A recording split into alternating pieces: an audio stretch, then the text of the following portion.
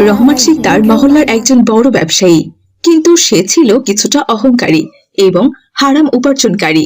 এখন রমজান মাস, সে তার দোকানে বসে কিছু একটা হিসেব করছে। এই রমজানে চিনি ও তেলের দাম যদি কিছুটা বাড়িয়ে নেই তাহলে বেশ ভালো পরিমাণে লাভ হবে। এই বলে রহমান শিকদার চিনি ও তেলের দামের বোর্ড সরিয়ে নতুন দাম লিখে দিল। কিছুক্ষণ পর সেখানে আব্দুল্লাহ এলো বাজার নিতে। আসসালামু আলাইকুম। ওয়ালাইকুম সালাম। কি খবর আব্দুল্লাহ? বলো, তোমার কি কি লাগবে? লাগবে তো অনেক কিছুই লাগবে, আপাতত ওই চিনি আর তেলটা হলেই হবে। দাঁড়াও দাঁড়াও, এক্ষুনি দিচ্ছি। এরপর রহমান শিকদার সাহেব আব্দুল্লাহর জন্য তেল ও চিনি মেপে দিল। আব্দুল্লাহ তাকে 500 টাকার নোট দিল। বাকি টাকাটা আপনি রেখে দিন, আমি কিছুক্ষণ পরে আবার আসছি। বাকি টাকা মানে? কিসের বাকি টাকা আব্দুল্লাহ? কেন, আমি তো শুধু চিনি আর তেল নিয়েছি শিকদার ভাই, তাহলে তো এগুলোর দাম 300 টাকা হওয়ার কথা। না না, এগুলোর দাম 500 টাকাই হচ্ছে। ওই যে দেখো, সবকিছুর দাম বেড়ে গিয়েছে।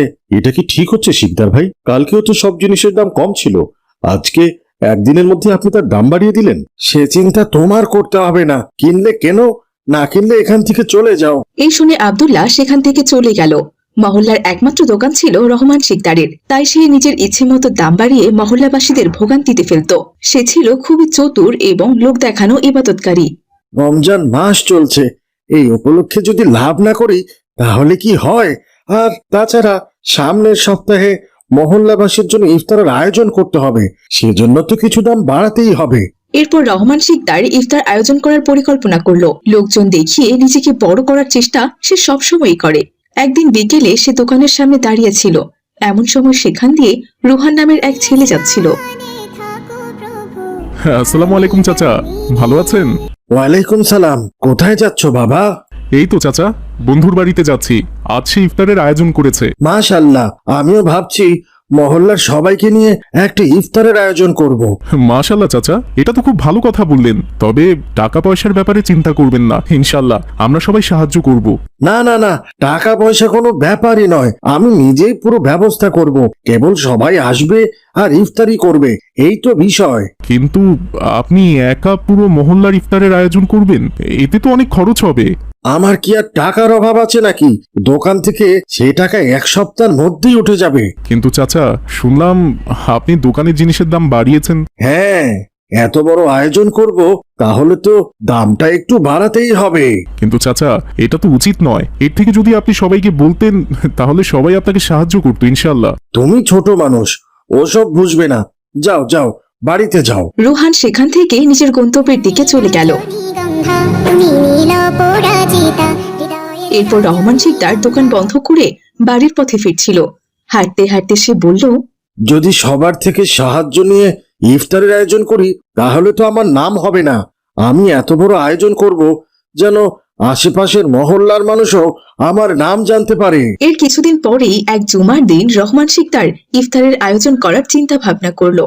আগের দিন মসজিদে যাওয়ার সময় তার দেখা হলো কামাল মিয়ার সাথে। আরে কামাল মিয়া যে, কোথায় যাচ্ছ? এই তো শিকদার সাহেব, মসজিদে যাচ্ছি। হ্যাঁ চলো, আমিও যাব। আজ একটা বিশেষ ঘোষণা করাবো। কালকের ইফতার আমার পক্ষ থেকেই হচ্ছে। হ্যাঁ, আমার বাড়িতে আমি বড় করে একটা ইফতারের আয়োজন করতে যাচ্ছি। তাহলে তো ভালোই হবে, আপনার কথা পুরো মহল্লায় ছড়িয়ে যাবে যে আপনি সবাইকে একসাথে ইফতার করিয়েছেন। হ্যাঁ, আমিও তো সেটাই চাই যে আমার নামটা সবাই জানুক। আসলে আমি খুব ভালোভাবেই ব্যবসা করছি, তাই আমি চাইছি এই রমজান মাসে সবাইকে একত্রিত করে একটু ভালো কাজ করি। খেজুর পানি থেকে শুরু করে যা কিছুই আছে, ইফতারের সব কিছুই সেখানে থাকবে। মহান আল্লাহ তাআলা আপনার ব্যবসায় বরকত দান করুক। এরপর তারা মসজিদে পৌঁছে গেল। নামাজ শেষে রহমান শিকদার পুরো মসজিদে ইফতারের ঘোষণা দিয়ে দিলেন। এরপর মহল্লার সব মানুষের কাছে খবরটা পৌঁছে গেল।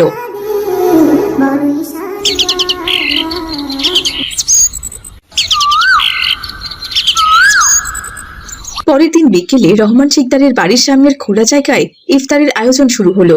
এমন সময় তার ছেলে আলামিন ও মেয়ে আদিবাও সেখানে এলো। বাবা, এত এত ইফতারের আয়োজন করা কি প্রয়োজন ছিল? মহল্লাবাসীর জন্য তো এর অর্ধেকটাতেই হয়ে যেত। তুমি এসব বুঝো না, তুমি বরং চলে যাও। আমি তো দেখাতে চাই যে আমি কত বড় লোক। এইসব ইফতারের আয়োজন তো শুধু লোক দেখানোরই জন্য।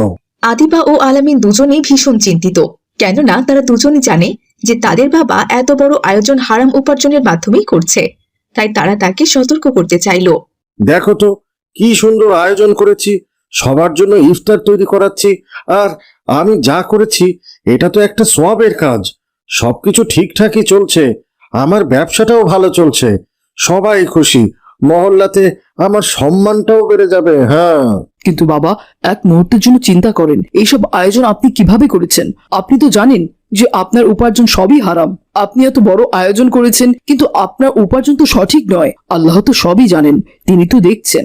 ওসব কোনো বিষয় নয়, আমি তো সেই টাকা ভালোভাবেই কাজে লাগাচ্ছি, আর এখন তো সবাই আমাকে বাহবা দিচ্ছে, আল্লাহর পথে খাওয়ানো হচ্ছে, এটাই তো বড় কথা। বাবা, আপনি এখন যা করছেন এটা তো সঠিক নয়। আপনি জানেন না হারাম উপার্জন আল্লাহর কাছে গ্রহণযোগ্য নয়। তোমরা একটু বেশি ভেবেচিন্তে কথা বলো, সবাই তো খুশি, সবার প্রশংসাও পাচ্ছি, আর আল্লাহ তো জানেন আমার উদ্দেশ্যটা কি। আমি তো খালি ইফতারি দিতে চাইছি, এটা তো ভালো কাজ। হারাম টাকা দিয়ে আপনি যদি সৎ কাজ করেন, তবে সেটা তো ধোঁকাবাজি হয়। একদিন তো আল্লাহ আমাদের কাছে সবকিছুরই হিসাব নেবেন। তাহলে তুমি কি বলতে চাও, আমি যা করছি সেটা ভুল? হ্যাঁ বাবা, আপনার টাকা যদি হারাম উপার্জন থেকে আসে, তবে আপনি যত বড় আয়োজনই করুন না কেন, সেটা আল্লাহর কাছে গৃহীত হবে না। দুনিয়ার সম্মান যদি আপনি হারাম পথে পেয়ে থাকেন, তাহলে সেটা আপনার আখিরাতে কোনো উপকারে আসবে না। আপনি যে ইফতার দিচ্ছেন সেটা ভুল নয়, তবে আপনার উপার্জন যদি সঠিক না হয়, তবে আল্লাহ আপনার কাজকে গ্রহণ করবেন না। আল্লাহ তাআলা মন্দ কাজকে কিছুতেই মেনে নেন না। রহমান শিকদার তার ছেলে মেয়েদের কথায় কোনো কর্ণপাতই করল না। এরপর সবাই একত্রিত হয়ে তার বাড়িতে ইফতার করার জন্য জমায়েত হলো। ইফতারের জন্য ইমাম সাহেবও সেখানে আসলো। আলহামদুলিল্লাহ, আজকের এই পবিত্র রমজান মাসে আমরা একত্রিত হয়েছি, ইফতার করতে চাই।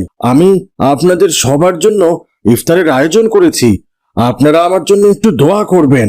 রহমান শিকদারের এমন কথা শুনে ইমাম সাহেব এগিয়ে এলো।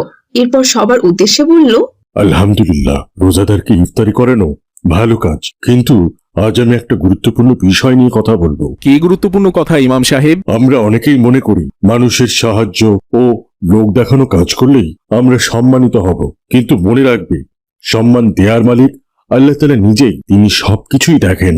আল্লাহ তাআলা কোরআনে বলেছেন, তোমরা যা উপার্জন করো তা যেন পুরোপুরি হালাল হয়। রহমান শিকদার ইমাম সাহেবের কথা শুনে খুবই বিরক্ত হলো। সে বুঝতে পারলো ইমাম সাহেব কথাগুলো তাকে উদ্দেশ্য করে বলছে। এই দেখে সে বলল, আমি তো আল্লাহর পথেই টাকা খরচ করেছি ইমাম সাহেব। শিকদার সাহেব, আপনি যদি পুরো পৃথিবীকেও দান করে দিন, তবুও আল্লাহর কাছে এটি গ্রহণযোগ্য হবে না। হারাম টাকা ইফতার দেওয়ার চেয়ে বড় দান হলো আল্লাহর দেয়া পথ অনুসরণ করা। এই কথা শুনে রহমান শিকদার নিজের মাথা নিচু করলো। হারাম উপার্জন দিয়ে পৃথিবীতে খ্যাতি পাওয়া যেতে পারে, কিন্তু আখিরাতের শান্তি কখনোই আসবে না, এবং আখিরাতের শান্তি আনার একমাত্র উপায় হচ্ছে হালাল উপার্জন। রহমান শিকদার নিজের ভুল বুঝতে পারলো। সে বুঝতে পারলো এই হারাম উপার্জন ও আয়োজনের মূল্য এবং পরিণতি ভয়াবহ। হায় হায় আল্লাহ, আমি বুঝতে পেরেছি আমার ব্যবসা হারাম উপায়ে ছিল। আমি শুধু দুনিয়াতে সম্মান চেয়েছিলাম, কিন্তু আসল সম্মান তো আল্লাহর কাছে। আজকে আমি বুঝতে পেরেছি আমাকে আমাকে আমার সৎ উপার্জনটাই ফিরে যেতে হবে, নয়তো আখিরাতে আমাকে লাঞ্ছনা আর অপমান সহ্য করতে হবে। এরপর থেকে রহমান শিকদার নিজের ব্যবসা সঠিক উপায়ে ও সঠিক দামে চালাতে শুরু করলো। মা বাবার সাথে ঢাকায় বসবাস করে সোফিয়া। স্বভাবে কিছুটা উগ্র, ধর্মীয় চর্চা নেই বললেই চলে। গতকাল কনসার্টে গান শুনে গভীর রাতে বাসায় ফিরে আজ বেলা 10টা অবধি ঘুমাচ্ছে। সোফিয়া, সোফিয়া, উঠে পড় মা, অনেক বেলা হয়ে গেল তো। ওফ মম, সকাল সকাল কি হয়েছে? কি হয়েছে মানে? তুই কি ভুলে গেছিস আজ যে আমরা সুন্দরপুর যাচ্ছি? সুন্দরপুর? ও নো মম, তোমরা যাও, আমি যাব না। গ্রাম আমার একদম ভাল লাগে না। তা লাগবে কেন? তোমার তো কনসার্টে গিয়ে লাফালাফি করতে ভালো লাগে। কাম অন মম, শান্তি মতো ঘুমাতে দাও তো। আজ আবার মৃত্যুবার্ষিকী, আজ না গেলে তোর মামা ভীষণ রাগ করবেন।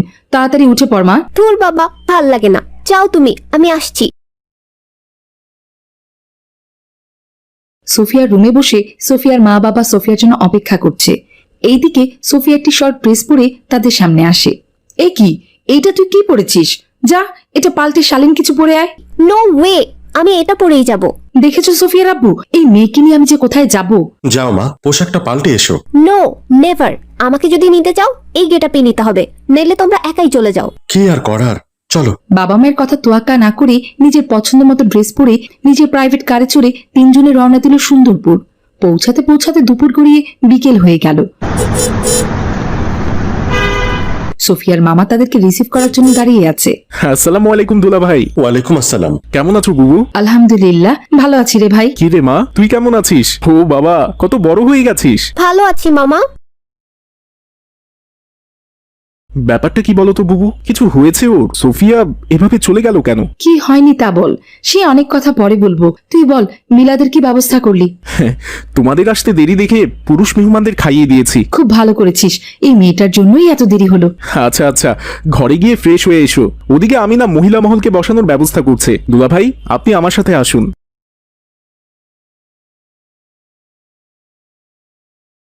আসসালামু আলাইকুম বুবু। ওয়ালাইকুম আসসালাম। কেমন আছো ভাবি? আলহামদুলিল্লাহ, আমরা সবাই ভালো আছি। তালহা লাবিবা ওরা কোথায়? ওদের তো দেখছি না। ছেলেটা আমার বড্ড লাজুক, আছে কোথাও লুকিয়ে। আর লাবিবা মাদ্রাসায়, তার ছাত্রছাত্রীদের পরীক্ষা চলছে, তাই আজ ছুটিও পাইনি, চলে আসবে একটু পরেই। আমি খুবই দুঃখিত ফুপি, আপনারা নিশ্চয়ই অনেকক্ষণ ধরে অপেক্ষা করছেন।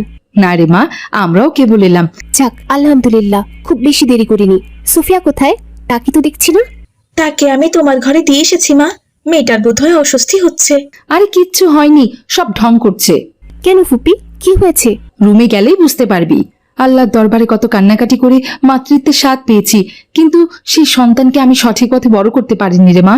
কিন্তু কেন পারলে না বুবু? দুলা ভাই, আপনি অন্তত কিছু বলুন। আমি আর কি বলবো, সারাদিনে মেয়েটাকে কখনোই বা কাছে পাই। তোমার বুবু ঘরে বসেও তোমাকে সুশিক্ষা দিতে পারেনি, একটা উগ্র মেয়ের মতো তোমাকে তৈরি করেছে। দোষটা আসলে কার? সবই আমাদের নসিবের দোষ। নসিব তো বটেই, কিন্তু তোমাদেরও দোষ ছিল। শহুরে বানাবে বলে মেয়েটাকে নিয়ে তোমরা কখনো গ্রামেও আসোনি। কি করে আসবো? তোর দুলাভাইকে বললেই তো ব্যস্ততা দেখাতো। এখন আর কি, নিজেদের ভুলের সাজা গুনবে? অহংকার করতে নেই। তবুও বলছি, আমি বিদেশে থাকি, তবুও দেখো আমেনা একা কি সুন্দরভাবে আমাদের সন্তানদের মানুষ করেছে। হ্যাঁ রে ভাই, মাশাআল্লাহ, আমাদের লাবিবার চালচলন আচার আচরণ দেখলে চোখটা জুড়িয়ে যায়। জাজাকাল্লাহু খাইরান। বুবু শোনো, ও লাবিবার সাথে কিছুদিন ওঠা বসা করুক। আমার বিশ্বাস যাওয়ার সময় তুমি অন্য একটা সোফিয়াকে নিয়ে যাবে ইনশাআল্লাহ। তাই যেন হয় আল্লাহ। এইদিকে সোফিয়া লাবিবার রুমে শুয়ে শুয়ে মোবাইলে গান শুনছে। লাবিবা আর তালহা রুমে প্রবেশ করে। হ্যালো লাবিবা আপু। কারোর সাথে দেখা হলে সালাম দিতে হয়, তা জানো না বোকা মেয়ে? সালাম দিলে কি হবে? যে আগে সালাম দিবে সে নিশ্চয়ই নিরহংকারী। ওকে ওকে, আসসালামু আলাইকুম আপু। ওয়ালাইকুম আসসালাম। অনেক বছর পরে দেখলাম তোমায়, কত বড় হয়ে গেছো তুমি। হ্যাঁ আপু, শুধু হাতে পায়ে লম্বা হয়েছে, পোশাক আর বড় হয়নি। আহ তালহা, হচ্ছেটা কি? তুমি তো জানো মজার ছলে হলেও কাউকে নিয়ে ঠাট্টা করতে নেই। মায়েরা আমার, চলে এসো, তোমাদের খাবার পরিবেশন করা হবে। সোফিয়া নানার মৃত্যুবার্ষিকী দোয়া শেষে পার্টিতে বসে কয়েকজন মহিলা খাবার খাচ্ছে। এসো সোফিয়া, এখানে বসো। আজ আমরা সবাই মেঝেতে বসে খাবো। কি? মেঝেতে বসে খেতে হবে? No way. কেন? আমরা সবাই বসতে পেরেছি, তোর কি সমস্যা? এই ফকির মিসকিনদের সাথে আমি বসবো না। অহংকার করতে নেই বোন আমার, আজকে একটা বিশেষ দিন, আমরা ভেদাভেদ ভুলে সবার সাথে বসে খাবো, এটাই তো ইসলামের সৌন্দর্য। তোমরা খাও, আমি ঘরে যাচ্ছি, আমার খাবার ঘরে দিয়ে যেও। খাবার শেষ করে লাবিবার মা লাবিবাকে বলে, লাবিবা, শোনো মা, আমাদের পাশের বাসার হালিমা চাচিকে তো আমি দাওয়াত করেছিলাম, উনি অসুস্থ, তাই আসতে পারেননি। একটু কষ্ট করে ওনাকে একটু ভাত আর মাংস দিয়ে আসো। আর হ্যাঁ, সাথে করে সোফিয়াকেও নিয়ে যাও, রাগ করে ঘরে বসে আছে মেয়েটা, জানো। এরপর লাবিবা আর সোফিয়া টিফিনে করে খাবার নিয়ে হালিমা চাচির বাড়ির উদ্দেশ্যে রওনা দেয়। হালিমা দাদি, মা তোমার জন্য খাবার দিয়েছে, খেয়ে নিও। আচ্ছা ঠিক আছে, খেয়ে নিব। সাথে এই মেয়েটাকে? এটা তো আমার ফুফাতো বোন সোফিয়া। হায় আল্লাহ, এটা জোহরার মেয়ে? তা বোন, তুমি এত ছোট কাপড় পরেছো কেন? তুমি তো কোরআনের হাফেজ হবার কথা। তোমার জন্মের আগে তো তোমার মা আল্লাহর কাছে প্রতিজ্ঞা করেছিল। কি বলছেন আপনি দাদি? আমি কোরআনের হাফেজ কেন হব? আমি তো ইংলিশ মিডিয়ামে পড়াশোনা করি, আর কোরআনের হাফেজ হয়ে এসব বোরখা পরে চোখ মুখ বেঁধে আমি থাকতে পারবো না। আমি শহরে থাকি, আমি স্মার্ট মেয়ে। দেখো বোন, এখানে স্মার্ট আনস্মার্টের কথা হচ্ছে না। আচ্ছা, তুমি ঠান্ডা মাথায় একটা কথা চিন্তা করো তো, তুমি যেসব ছোট কাপড় পরে বেড়াচ্ছ তাতে কার লাভ হচ্ছে? তুমি মনে করছো তুমি স্মার্ট হয়েছো, আসলে বিষয়টা তেমন না। তুমি যখন বাইরে বের হচ্ছ তখন রাস্তার মানুষ তোমাকে দেখে মজা নিচ্ছে, তোমাকে দেখে তাদের লালা ঝরছে, এদিকেও তোমারও পাপ হচ্ছে। স্মার্টনেস দেখাতে গিয়ে পাপ কামাই করছো, আর ফাঁকা ফাঁকা মানুষ মজা নিচ্ছে। কি বলছেন দাদি সব?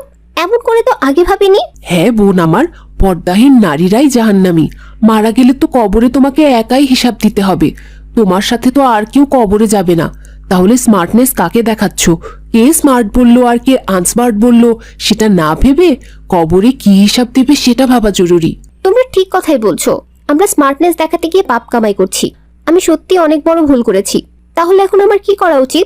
তোমাকে তওবা করা উচিত, আল্লাহর কাছে মাফ চাওয়া উচিত, আর আল্লাহর কাছে প্রতিজ্ঞা করা উচিত যে, হে আল্লাহ, আমি ইসলামের পথে থাকতে চাই, আমাকে সকল পাপ থেকে বিরত থাকার তৌফিক দান করুন আল্লাহ।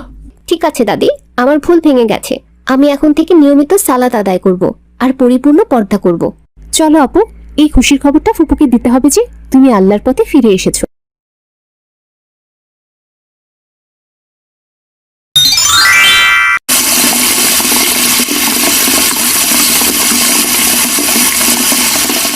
রাদিয়া মা, এটা তুমি কি করছো? ওয়ালাইকুম আসসালাম মা, আমি তো ব্রাশ করছি। আস্তাগফিরুল্লাহ, হে আল্লাহ রাব্বুল আলামিন, আমাদের ক্ষমা করুন। তুমি তো পানির অপচয় করছো মা। এইভাবে পানির কল চালিয়ে রেখে তুমি ব্রাশ করছো, এতে তো পানির অনেক অপচয় হচ্ছে। তুমি ব্রাশ শেষ করে তারপর পানির কল চালাও। মা, কেন অপচয় হবে? পানি তো আবার মাটির নিচেই চলে যাবে। আমাদের পানি শেষ হয়ে গেলে আবার ওই পানি তো আমরা খুব সহজেই তুলতে পারবো। মা রাদিয়া, পানি কোনো অফুরন্ত জিনিস নয়, এটা হলো আল্লাহ রাব্বুল আলামিনের নিয়ামত। আর আল্লাহ রাব্বুল আলামিনের নিয়ামত গুলো কখনোই অপচয় করতে হয় না মা, আল্লাহ পাক নারাজ হন। আচ্ছা মা, আমি আর কখনো পানি অপচয় করব না। এখন থেকে ব্রাশ শেষ করে তবেই পানির কল ছাড়বো। এবার ঠিক আছে? মাশাআল্লাহ, এই তো আমার মাটা বুঝতে পেরেছে। আমি গেলাম, তুমি তাড়াতাড়ি ব্রাশ করে খাবারটা খেয়ে নাও মা। এই বলে রহিমা চলে গেল। এখন আমি আবারও পানি চালিয়ে ব্রাশ করব, বেশ মজা হবে।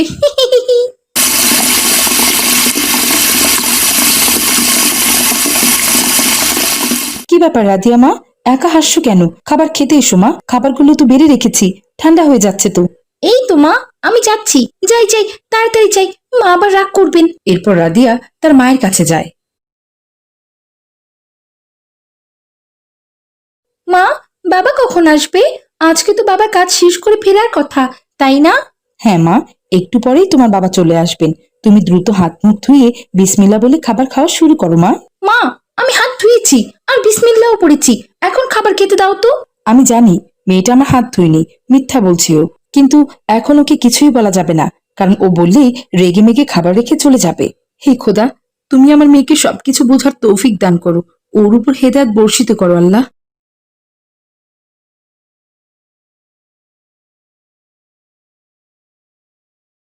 কি হলো রাদিয়া মা, খাবার কি মজা হয়নি? তুমি এভাবে খাবার না খেয়ে উঠে পড়ছো যে? আমার খাওয়া শেষ মা, আর খাবারগুলো বেশ মজা হয়েছিল, কিন্তু আমি আর খাবো না। কিন্তু মা,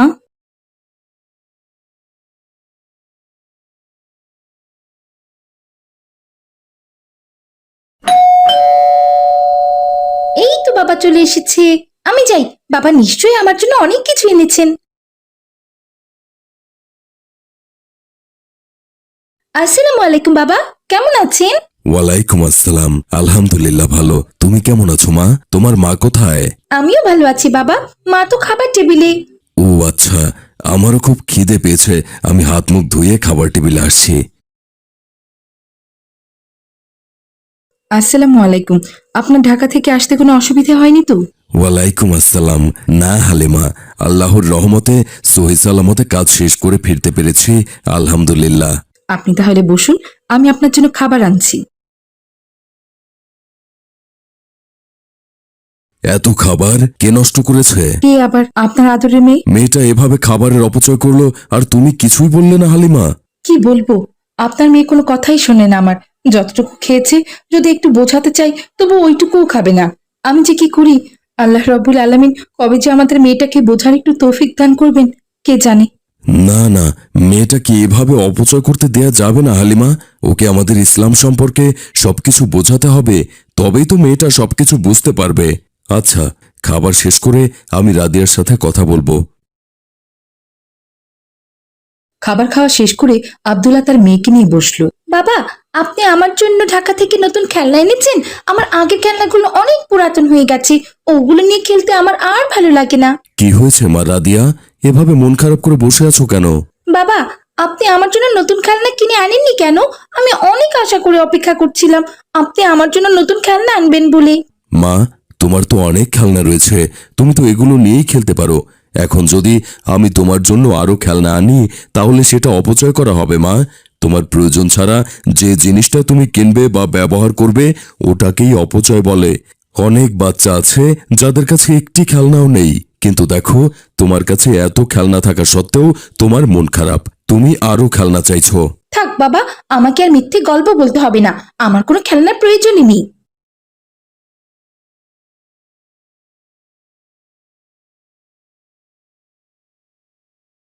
ঘরে কেউ নেই অথচ ফ্যান লাইট চলছে। রাদিয়া কোথায়? আসসালামু আলাইকুম বাবা, এই তো আমি এখানে, একটু বাইরে খেলতে গিয়েছিলাম। ওয়ালাইকুম আসসালাম। বাইরে খেলতে গিয়েছিলে তা ভালো কথা, কিন্তু এভাবে ঘরের ফ্যান লাইট জ্বালিয়ে কেন গেলে মা? এগুলো কেন বন্ধ করলে না? আসলেই বাবা, আমি ভেবেছিলাম একটু পরে চলে আসবো, তাই আর বন্ধ করিনি। মা, এটাকে অপচয় বলে। তুমি কি জানো পবিত্র কোরআন মাজিদে এই অপচয় সম্পর্কে বলা হয়েছে অপচয়কারী হলো শয়তানের ভাই। আস্তাগফিরুল্লাহ। ঠিক আছে বাবা, এরপর থেকে আমি আর কখনোই লাইট ফ্যান চালিয়ে বাইরে যাব না।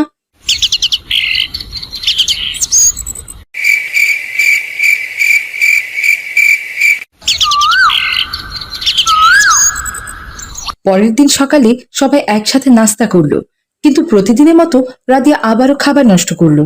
রাদিয়া মা, এভাবে খাবার অপচয় করতে নেই, কারণ খাবার আল্লাহ পাকের নিয়ামত। আমাদের প্রিয় নবী হজরত মোহাম্মদ সাল্লাল্লাহু আলাইহি ওয়াসাল্লাম বলেছেন, তোমরা যখন খাবার খাবে তখন তোমাদের আঙুলের বাঁকেও যদি খাবার লেগে থাকে তবে তোমরা সেটাও ফেলবে না, আর যে পাত্রে খাবার খাবে সেটাও পরিষ্কার করে খাবে, কারণ তোমরা জানো না খাবারের কোন অংশে বরকত রয়েছে। আজকে আমি আমার ভুল বুঝতে পেরেছি, আমি কখনোই খাবারের গুরুত্ব দিইনি, কিন্তু আজ আমি বুঝেছি কোনো কিছুই কখনোই অপচয় করা উচিত নয়। এগুলো ফুরিয়ে গেলে তখনই এর মর্ম বোঝা যায়। মাশাল্লাহ, আমার মেয়েটা আজকে সবকিছু বুঝতে পেরেছে। হ্যাঁ বাবা, আমি আর কখনোই কিছু অপচয় করব না আজ।